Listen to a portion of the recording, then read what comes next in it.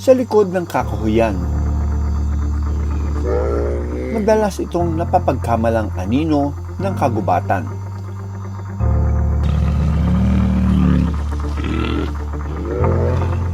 Pero dahil sa marka nito na puting V-shape sa kanilang dibdib, agad itong makikilala. Kaya ang ilan binansagan itong bilang moon bears. Ang naturang mga oso madalas umanong biktima ng mga silo o bitag.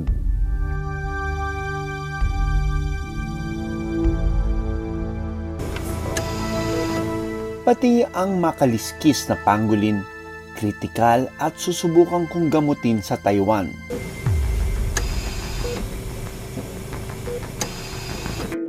Sa pagdiriwang ng World Wildlife Day, tatawid tayo sa ibang bansa.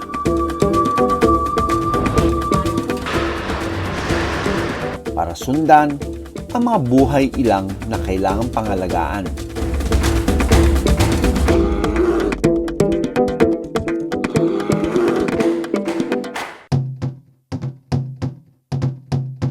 Ang Formosan black bear, kasabay maghanap ng makakain ng isang egret.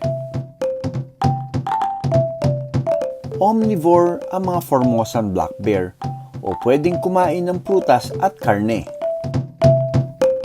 Pero hindi kasama sa kanyang menu ang kaibigan nitong ibon na palaging nakasunod sa kanya.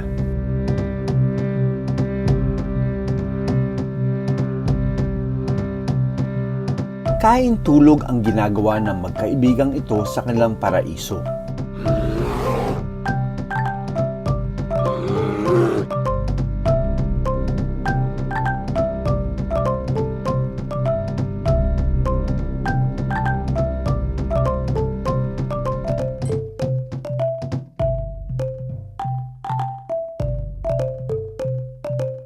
Sa Taiwan, nasa mahigit 200 na lang ang kanilang bilang sa wild. Ang osong ito nanganganib ng maubos sa wild. Madalas daw itong biktima ng silo. Kaya ang ilan sa kanila dinadala sa Wild One, ang nag-iisang wildlife hospital sa Eastern Taiwan. May 3 Formosan black bear dito na biktima ng silo o trap. Pinayagan tayong sumama at tumulong sa paggagamot ng isang na-rescue na Formosan black bear. No? And this is Doc Emily and Doc Mao. They're the veterinarians here in Wild One. At August, is trapped in the Tree? trap Yeah.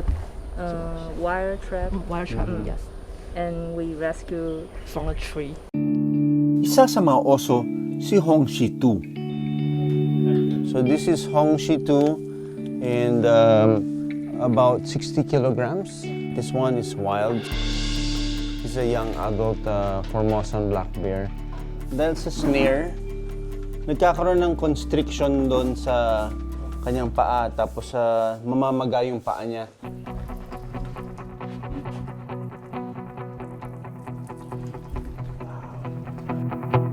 Hindi raw para sa mga oso ang silo sa gubat, kundi para sa mga baboy ramo. Sa pangungunan ng ilang resident vets, aalalay ako sa panggagamot kay Hong Shi-tu. Mahigit sa 2 buwan nang nagpapagaling dito si Hong Shi-tu. Gagamitan natin ng laser ang sugat ni Hong Shi para mas mabilis itong gumaling. Nakakatulong itong laser na ito to help the circulation. When there's blood flow, there's better healing. The nerves also needs to be regenerated. Endemic o sa Taiwan lang makikita ang Formosan black bear. Ito rin ang pambansang hayop ng Taiwan. Sa pagkaunti nila, halos bihira na raw ito makita sa wild.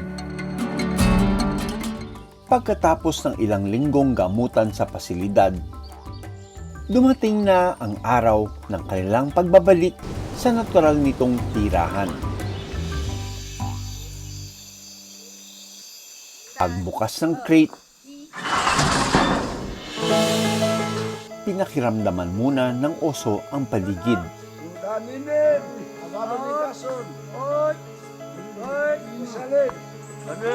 Hanggang sa kumaripas na ito ng takbo.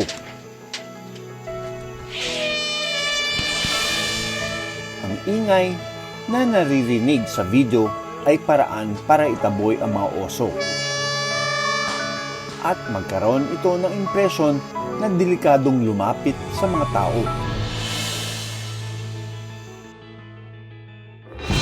Tulad ng Pilipinas, ilan sa problema ng mga hayop sa Taiwan ang illegal poaching, traps, at pagkasira ng gubat. Kaya pati ang mga buhay ilang napupunta malapit sa komunidad ng tao.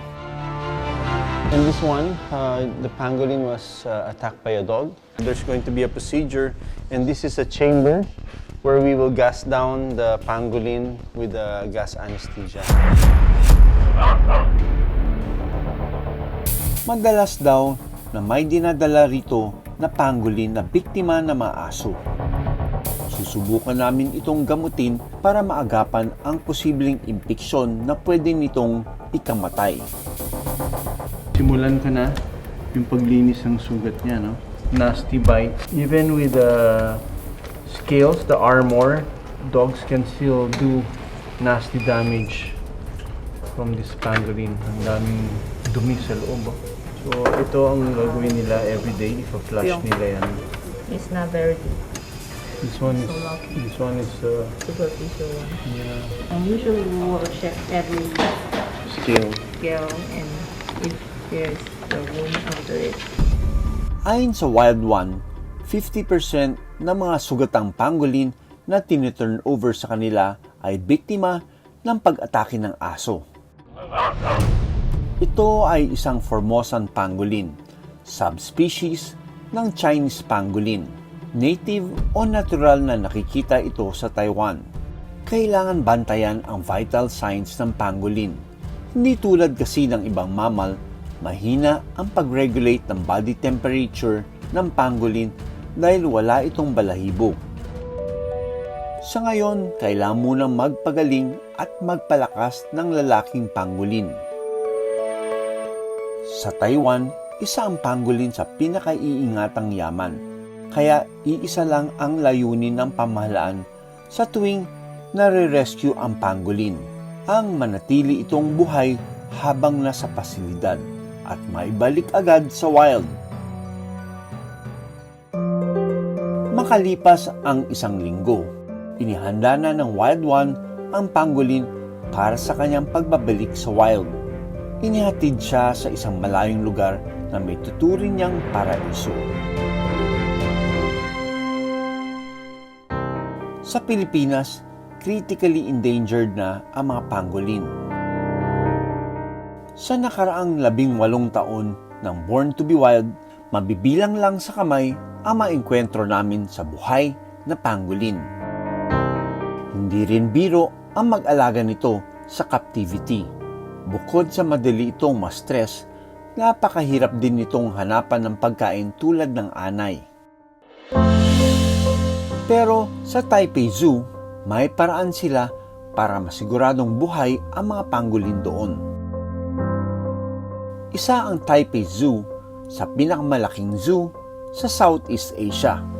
Isa sa prioridad nila ang research, conservation at education ng mga hayop.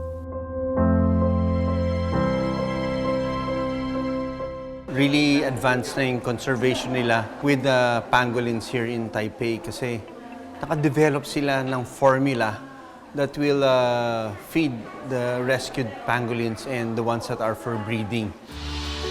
Sa loob ng maraming taon na trial and error, sila ang kauna-unahang nakagawa ng pangolin formula o cake. Ang pagkain na ito ay pinaghalong itlog ng bubuyog, uod at nyog. Mga pagkaing mayaman sa protina na katumbas ng dami ng termite o langgam na kinakain nila sa wild. Ito ang kanilang secret ingredient para manatiling buhay at malusog ang mga pangolin na dinadala sa kanilang pasilidad. Maraming salamat sa panonood ng Born to be Wild. Para sa iba pang kwento, tungkol sa ating kalikasan, mag-subscribe na sa GMA Public Affairs YouTube channel.